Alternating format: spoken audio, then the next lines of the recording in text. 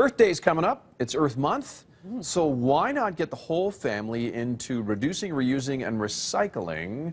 Julie Freedman Smith from Parenting Power here this morning with advice on kind of getting into that. And you're saying it should be the whole gamut. Everyone should be doing everything, contributing in their own way. Yeah, I don't love the word should. And Okay. I think it's really an opportunity for us as parents to be teaching some really great things. Okay. And so how would I get started then to try and get my kids into this? Well, one of the best things to do is to really see how your family can work it. Every family is going to do it differently. Okay.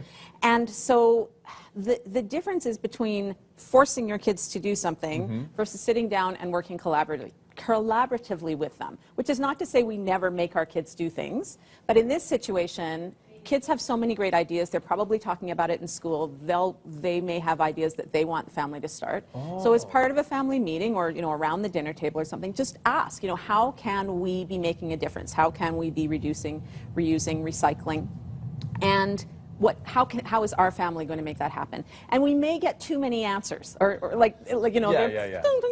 things are coming at us. And whenever we do a brainstorming session like that with kids, we often advise write down everything, help them to know that they're being heard, and then go back as a family through the list and say, let's go through each one and see which ones can actually work for us.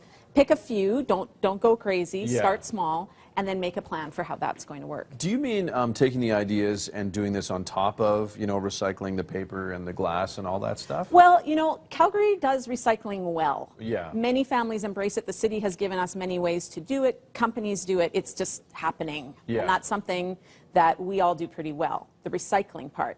It's the reducing and the reusing that might be able to shift a little bit in our families. And that's important for a few different reasons.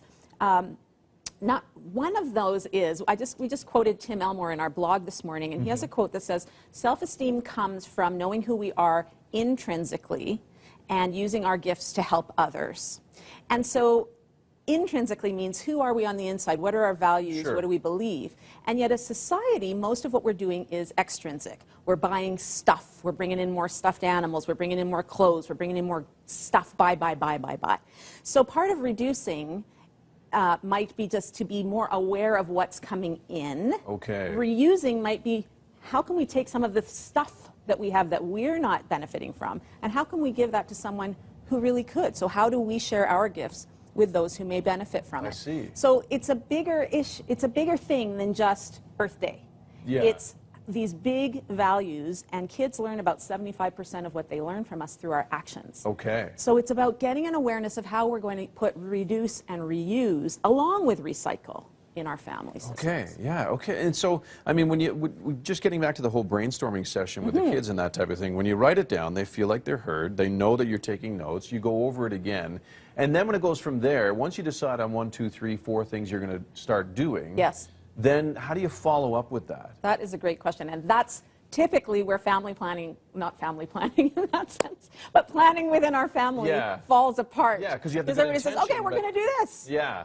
And that's not the last step. The last step is, how are we going to do this? What day? What time? What's your job? What's my job? I see. How do we know it's working? When are we going to check in to see if it's actually happening? And that goes for everything. That goes for toilet training, and that goes for homework, like any kind of planning that we're doing with our family. There's that last planning step, which is so important.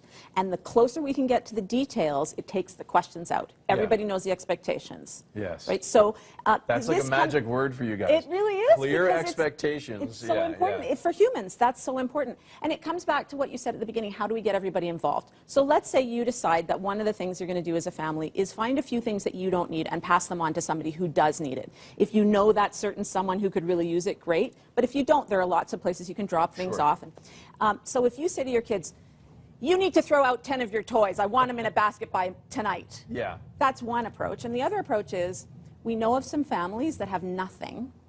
Can you think of any of your clothes or toys that you might be able to share with them so that the kids have something to play with? Nice. Then you're bringing the kids in, and they are gaining self-esteem by knowing intrinsically what they can do, feeling good about it, and sharing what they have with somebody else. I so like it's that. a bigger picture. Instead of the command and obey, it's more like thinking how about it. How can we work together to make something good happen? I like it. There you go. Good advice. Thanks, Julie. Thank you. Happy Always to be here. good to chat. Always good to chat with Julie, Andy. There you go. Great advice.